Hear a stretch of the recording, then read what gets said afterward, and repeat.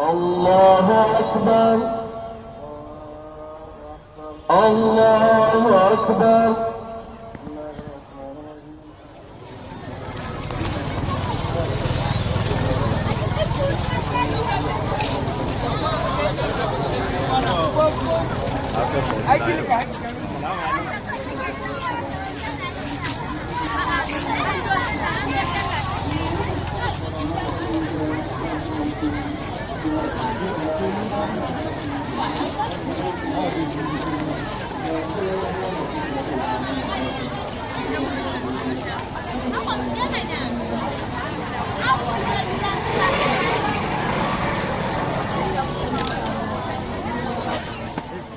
Assalamu alaikum warahmatullahi ta'ala barakatuh. Ina mana barka da sallah. Wannan al'umma da kuke gani yau ne muku gudanar da sallar Idi a cikin jihar Kaduna a wannan masallaci na Dayo Musulman Bauchi.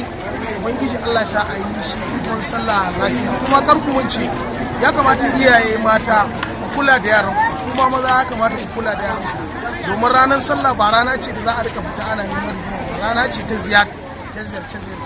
Ubangiji Allah maimaita mana, Ubangiji Allah ta muna faɗin barka. Sunana Usaini Ismail, jagoran wannan shiri a wannan gidan TV da suna Burtani TV. Ku biyo mu sana hankali idan mun samu dama za mu tattauna da yara da mata da maza a wannan gidan TV a wannan shafin na Rasulullah. Alhamdulillah mun gode wa Allah ya kawo wannan rana ta Idi, ranar Idi da kuma ina da rana ce mai muhimmanci da wani Allah yana rantsuwa da wannan rana yana cewa wa shafi wal witr. Shafi shine ranar arfa, witr kuma shine ranar sallar layya. Manzo Allah sallallahu alaihi wasallam yana magana kan layya, duk wanda ya samu dama yana da wani layya ba Allah magana ce kare kusanto masallacin saboda ne saboda idul adha idi ne mai muhimmanci a wurin kare a wurin ubangiji. Annabi Ibrahim shine fara yanka dabba, shi ne Allah ya masanya mana lokacin da Allah ya kauna. Muna murna duk ranar murna ce, muna murna Allah mai ta mana, Allah kuma ya ba mu albarkar da cikin wannan rini. Ana so mutum ya je ziyara ya sa kayan da kyau, ya sa turare ya je ziyara ya shiga uwa. Duk inda mutum baya zuwa ana yin walwala, ana yin farin ciki, ana zuwa albarkacin Allah kuma Allah ya ɗauke mana sai da Allah to a ƙarshe muna son mu ji sunanka. Sunana Sharif Tasiu Mutawallan Zakir. Allah Abubakar. To me za ka ce game da wannan idi da aka gudanar a jihar Kaduna a masallacin Dayo Bauchi? To alhamdulillah gode wa Allah. Komai aka fara gode wa Allah. Allah ya ba mu lafiya kuma ya sa mun fa wannan shekara, wasu ma ba su kawo wannan shekaran ba sun rasu, wasu ma za ka same su aje wasu yau da safe sun rasu. Mun gode wa Allah kuma da ya kawo mu wannan lokacin an muka samu sallar idi muka yi, muna fatan kuma Allah ya asali ba don mu duk kuskuren muka yi a shekara Allah ya yafe mana, Allah ya yafe mana, Allah ya ji kan magabata gaba daya. Sannan kiran da zan yi wa jama'a, ana cikin wani yanayi a ƙasa wanda mutane suna fama da talauci, wanda za ka samu bai samu ma abin da zai girka a gidan shi ba, balantana ya samu naman da zai sa a cikin shi. Yana da kyau makota na gida da makota na jikin gida a yi kokari a taimaka wa mutane da abin da aka samu, wala Allah ko abincin, wala Allah ko naman ne ka samu. Har da ambassador Muhammad Awwal Danja, wanda aka fi sani da Danja Mekom.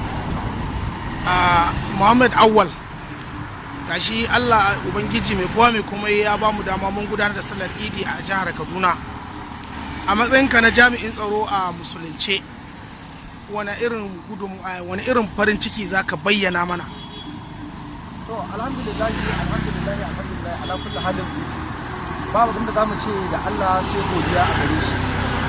Na farko da yayi mu a musulmai, kuma a musulmai yayi mu a kasar Hausa, a Hausa kuma a arewacin Najeriya.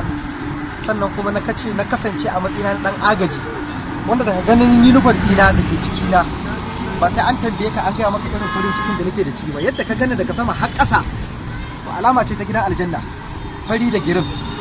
So farin ka san shi, girin din ka san shi, so wannan shine yake baka tabbacin cewa ina cikin farin ciki. Allah ya yi ni musulmi kuma ya kawo ni yau ranar sallah babba da lafiya da rai. Alhamdulillah babu abin da zamu ce ma Allah sai godiya. Allah ubangiji ya ƙara mana lafiya. Wanda suke da kwance ba su da lafiya Allah ubangiji ka ba su lafiya. Mu kuma da muke da lafiya Allah ubangiji ka sa lafiyar mu ta amfane mu wajen gudanar da addinin Allah. To na san rana ce ta ziyara ko wani jan hankali za ka yi ma iyaye kamar ka su kwaba da yaransu ba wai a je ziyarta ba musamman 'yan mata a shige ɗakin samari ko makamancin haka, to wani irin jan hankali ko nasiha za ka yi masu? Wato wata rayuwa ce muka ci kanmu yanzu, sai dai mu ce Allah zai za a samu da musibatu a duniya lillahi wa inna ilaihi raji'un. To duk wanda yake da ɗa ya sani kiwon da Allah ya ba shi, kuma ranar gobe kiyama Allah zai tambaye shi kiwon da ya ba sa. To ruwanka ne ka bi ka ga halin da ɗanka yake ciki, ka yi iya bakin abin da za ka yi gwargwadon iyawarka, sauran ka fawala wa Allah. Malam Muhammadu Jamilu Idris ka ce ko? To gashi yau an gudanar da sallah, ya kake ji a ranka? Muna gode wa Allah tabaraka wa ta'ala bisa wannan ni'ima da Allah tabaraka wa ta'ala ya mana na wannan fili mai girma wanda ya dauko asali tun daga zamani Annabi Isma'il. Allah ya tsara musu kusanci zuwa ga zatinsa. Wato wannan rana ba ma manta da kuma tana mana abu mai girma, tana tuna mana ranar tashin alkiyama. Sun da muka fito muka ganmu muka fi so fasaku daban-daban wanda ma ba kai ba gare su a wannan rana mai albarka sai ka ga farin ciki kuma sai ka tani cewa kamar Allah ya hada ku ne a filin alkiyama an muku albishir da aljanna, kuna farin ciki za ku tafi aljanna gaba daya. Wannan rana dai a cikin mai girma ce a wurin kowane musulmi. Kowane musulmi ya kamata ya irin wannan, shi sa muke mutuwa ga 'ya'yanmu da matanmu gaba daya kuma mai ado duka hudu ba don kuma don mu karrama irin wannan. Kamar yadda muka gaya muku a wannan rana ta idi wadda aka gudanar ta a jihar Kaduna a masallacin Jami'ar Bauchi, wato a yankin Tudun Wada ko ce yankin Sabon Garin Tudun Wada Kaduna. Kamar yadda muka gaya muku muna tattaunawa da mata da maza da samari da dattawa har da jami'an tsaro. To alhamdulillah muna gode ma Allah.